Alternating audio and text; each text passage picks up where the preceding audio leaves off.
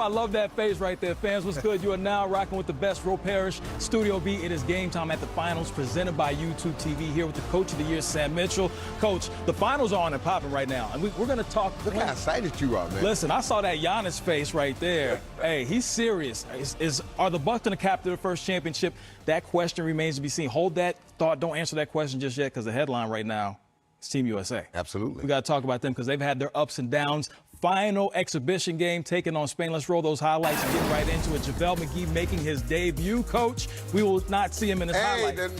Finally, a 7-footer on the team. Hey, a 7-footer is on the team, but Dame is on the team.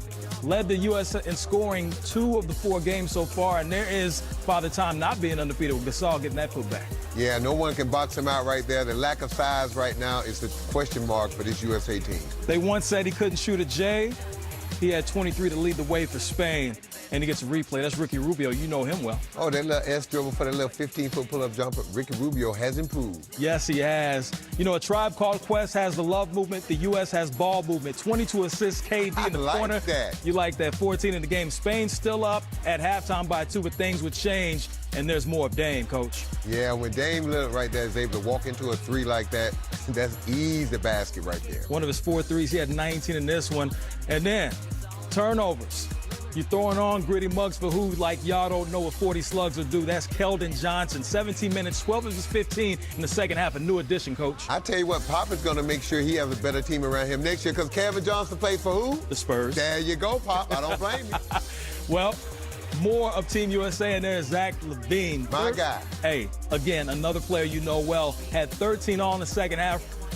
Showing what he can do in the corner for 3, Coach. Yeah, that's Zach right there. Anybody can shoot that lazy fadeaway with the kicking the leg up right there for the and 1. I love Zach right here when he shoots those fadeaway 3s. 20 turnovers forced. Run the jewels. Give me that. Seek and destroy. Baddest boy when I'm puffed up. Yeah, that's what I like when Zach is taking the ball to the basket. And that's the one thing, bro, he's got to continue to do. Upcoming season for the Chicago Bulls, he's got to be more aggressive going to the rack. That lead would swell in the second half. Like Sherman Klump back in the day in the USA. They get the victory in the final exhibition game. First game in the Olympics will be July 25th against France. They definitely need this victory, Coach. Just looking at this team, we know there's been so many up and downs, players going in and out. Should this USA team be worried heading into the Olympics? Yes. When you look at the lack of size, you look at the lack of continuity, and then you look at guys, and you said it, coming in and out of the program, and then you got to ask yourself, they're still waiting on 3 guys that are playing in the finals right now. So it's going to be a difficult situation. They got the right coach who can handle these difficult times, but it's going to be tough. And you realize that because they added a 7-footer like JaVale McGee, a rim protector, a guy that can block shots and rebound, because their lack of size right now is like a sore thumb. So that can come back and bite them. And there's so many other teams internationally that have caught up. You look at a team like Spain who has 7 players that have NBA experience. You look at Argentina who has 5. Even Nigeria has so many players. The world is caught up basketball-wise. So there's going to be a lot more. That's a good thing, bro. Well, tell us why it is good. Because we want the best of the best playing. And when you start talking about the world championship, and you start talking about the world, we want the best players from around the world to play in the NBA and play in these Olympics. And right now we're finding these guys. And I say this all the time to young kids. It doesn't matter where you play. Giannis was playing where?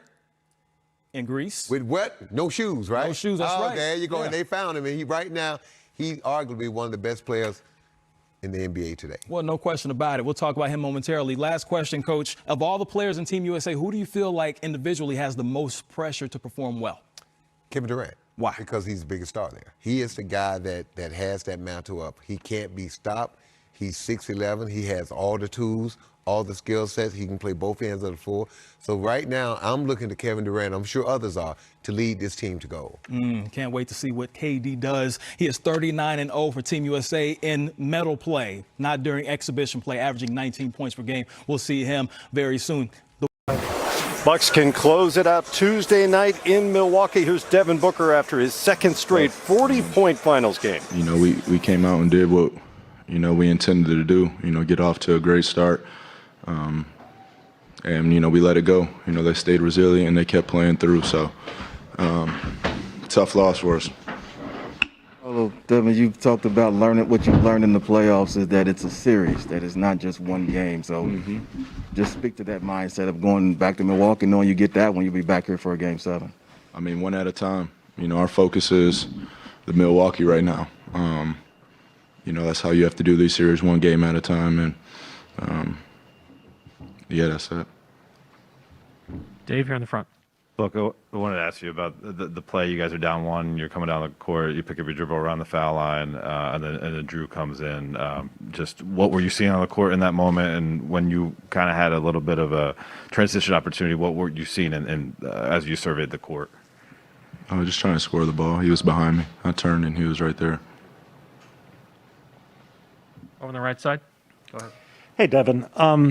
Obviously you had a great night, but it seemed like a lot of times that there was a lot of isolation. There wasn't a ton of ball movement. I know you talk about 0.5, and there weren't many of those possessions. Did you think things got, and maybe this for Chris too, that things were just too isolated and stagnant on offense for too long during the night? Yeah, the whole third quarter, was pretty much that. We were trading basket for, I think, 5 minutes straight. But, we're at our best when we get stops and get out in transition. So, I always say we hang our hat on the defense end, and that's where we have to be better. And Chris, what did you think about just kind of the ball movement? And did you feel it got a little stagnant at times? Yeah, it definitely did, especially in that second quarter when I was out there. We talk about it all season long. We've been a ball movement team, and sometimes the switching can cause you to do that. We exploit it at times, but sometimes we don't. We'll go back and look at the film and see what we could have did better. Gina? For both you guys, I mean, you haven't lost 3 games in a row in 6 months since January and haven't really faced a must-win as far as an elimination game situation all playoffs. So just, I know how much you guys pride yourself on resilience and fighting back. So just what do you hope to see from you guys and your teammates the next 2 days to get ready for Game 6? Just embrace it. Yeah. We knew this wasn't going to be easy. We didn't expect it to be, and it's hard. Coach said it all year long. Everything we want's on the other side of hard, and it don't get no harder than this. So we got to regroup, learn from this game, but it's over. We got to get ready for Game 6. Anthony? Chris, from your perspective, what happened in that second quarter, and do you feel like that's where you guys lost the game? It's a 48-minute game. I'll go back and look at it and see, but we got to play the way we started off the game. We got to put a full game together like that, especially going there. And we got to win a game in Milwaukee. So that's all that matters right now. Palmer, to you on Zoom. I'm going to go to Greg Moore with the Arizona Republic.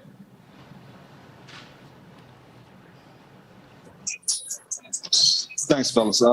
This is obviously a really tough loss. Devin, how frustrated are you for Chris right now? Next question, please. Dwayne, over on the right side. They obviously shot the ball from 3 well. Was that just a matter of them making shots, or would you feel like the defense, was it more of them, or was it more of how you guys were defending the 3 tonight? I think we got to, impose our will. I think in that third quarter, I remember it was a timeout, and the guys said they had missed a shot that whole quarter, and like I said, we come straight here from the game. We ain't looked at nothing yet, you know what I mean? So I think we'll go home, look at it, watch it tomorrow, and we'll see what we need to do better for Game 6. Chris in the back. Guys, there were a couple miscues on when Giannis is at the free throw line. They got the offensive rebound a couple times. Is that a matter of just the ball bouncing a certain way, or you think you guys could do something differently on those situations? I'd have to go relook at it, but he is he's a freak in nature. He's a different size dude. So even if he's boxing out, getting a hand on it, it's tough. So, you just have to put a body on him. Everybody's out there anticipating to miss. Hell, even he is. You know what I mean? So, we got to keep trying to box out. And then if his length, he tipped the ball up in the air, ain't too much you can do. All right, thanks, guys. Sure. Well, it's true. Giannis Antetokounmpo's free throw shooting is a wild card in this postseason. He was 4 of 11 tonight and turned out to have the biggest miss of the night because the Bucks got the ball back. Yeah, and during those situations when you're the opposing team and that the shot is, potentially going to be missed, and in all probability is going to be missed, at that point in time in the game, you have to come up with the rebound. I mean, there's you know, yeah, even though it's a wild miss and it's, you know, you at that point in time again, that you have to get that rebound. Yeah.